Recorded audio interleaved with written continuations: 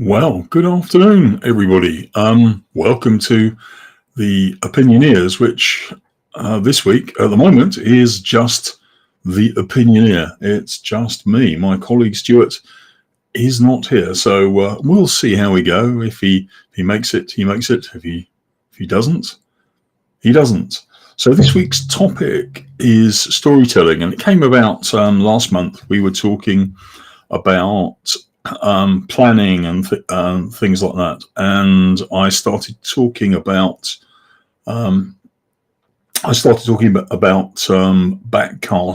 and storycasting as ways of gaining what people currently gain buy-in for their planning.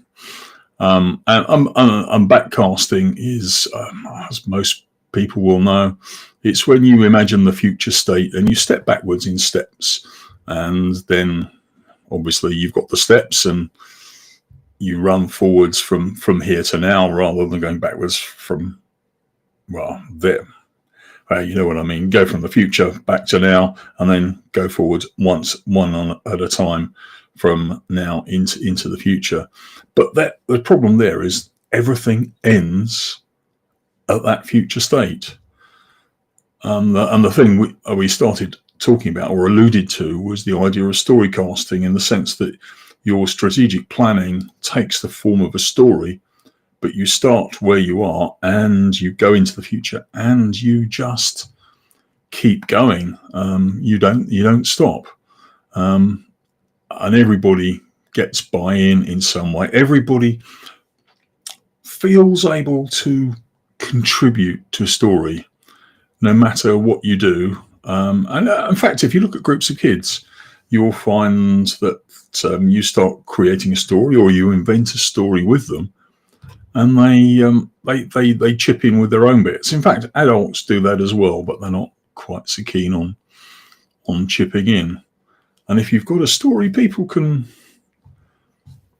add stuff in whatever way they want. So they could just write a sentence or two about what they're going to be doing, what the company's going to be doing, what their department's going to be doing, or they could add to it in interpretive dance if they really feel like it. But it's open to interpretation, and if everybody is allowed to buy into an idea, then people are going to be much more trusting of the company. Because that was what we were talking about last month, was the idea of generating trust. So yes, we can use stories for strategy. You can use stories for absolutely anything if you really got the will to do it.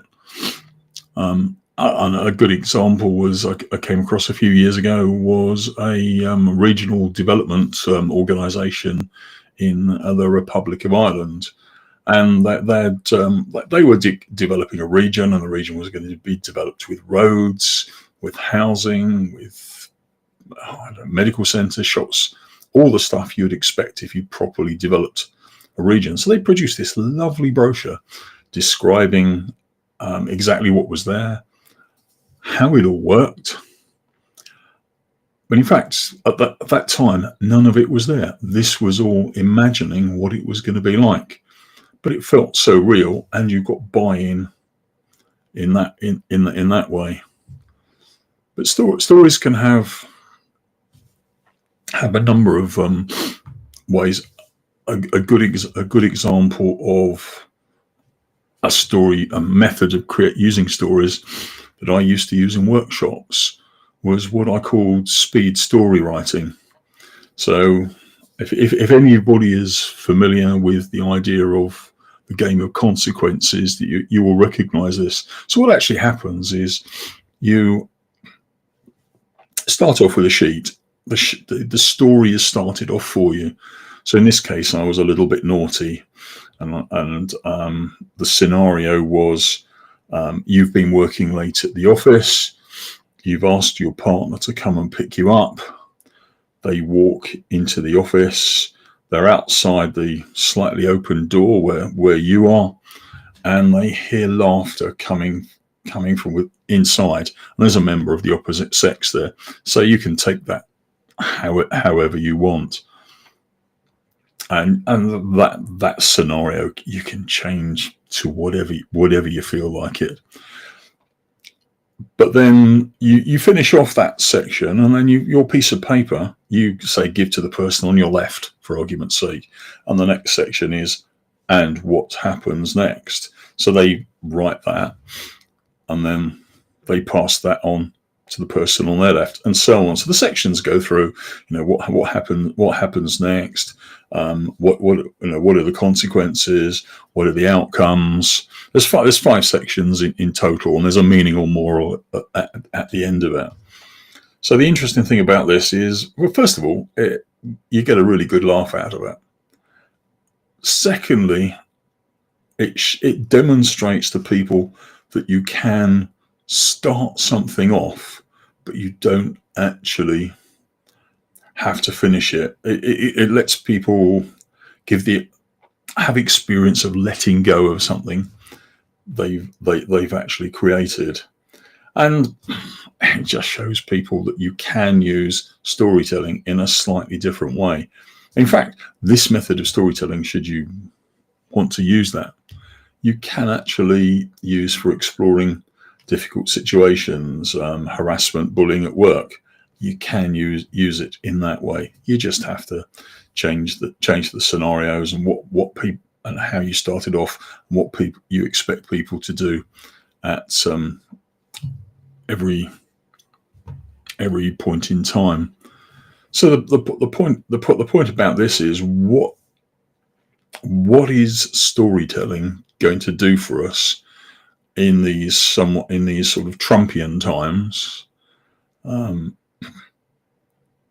the whole point of it really is that storytelling is a very easy way, if you like, to do scenario planning. A simple way of dealing with the economic times we have at the moment would, of course, be to just simply have 5, 10, 15 different scenarios. The share prices have gone up, the tariffs are at 10%, 50%, 80%, whatever it happens to be. But effectively, it's a story is a little bit like one of those tools that people used to use for tracking stocks and shares. They were actually built on software that used to keep rockets on trajectory. And as the rocket went up, little bits of software were sort of making adjustments all the time with the pricing and things. With rockets, it was the actual trajectory. Well, with the story, you don't have to keep on taking snapshots all the time. The story just evolves depending on all of the inputs that you may have. I'm just going to see if anybody's chatting at the moment. No, they're not. Don't forget, if you are listening in and you've got a comment or something, then please feel free to insert a chat in whatever way you're listening, whether you're listening to YouTube, whether you're listening LinkedIn, or via my Facebook page. So storytelling dovetails nicely into my favorite topic of the moment, which is adaptability. So the idea of being able to plan for the future with a degree of variance, being able to take in lots of different inputs, mush them all together. That's a technical term, business technical term, mush them all together. And basically use them for taking those very quick and rapid decisions that we actually need to make right at the moment. So adaptability is, I'll just touch on that very briefly. I've been writing about that an awful lot at the moment. I've got a month-long series on LinkedIn. You may have caught some of those. But my latest bee in the bonnet is the idea of having a chief adaptability officer in in a company. And of course, they're really chief storytelling officer as well. And with their colleagues around the board, will be creating that story that everybody's going to work to. But every company needs somebody who's in touch with adaptability, not just part of the portfolio, which is often the case. Many of us have been had experience of companies where things like HR, things like IT, which are fairly weighty, chunky bits of work, are part of the portfolio, for instance, of the finance director. And the finance director is probably mainly looking at finance rather than HR and IT. So in this case, we don't really want anybody who's going to just tinker with adaptability. We need to be somebody who's in charge of just reminded me of something else. Somebody doing in charge of adaptability, but not having an adaptability department. This is something that has to go through across the whole of the company, something that touches everything. So they have to be able to stick their nose and their fingers in absolutely everywhere. I created a job description for this. I can't remember all the parts of it. It was fairly, should we say, comprehensive. So if anybody's interested in what I came up with, either wants to argue about it or wants to have a copy or add something to it, then please feel free to send me a direct message on LinkedIn and I'll send a copy to you. Else I'll probably have it in a post at some point in the near future. So a quick summary about what we can use stories for. We can use them for planning. We can use them creating strategy. We can use them for scenario planning. We can just use them as part of creating trust and involvement for all of our employees, not just what we consider to be the important people. The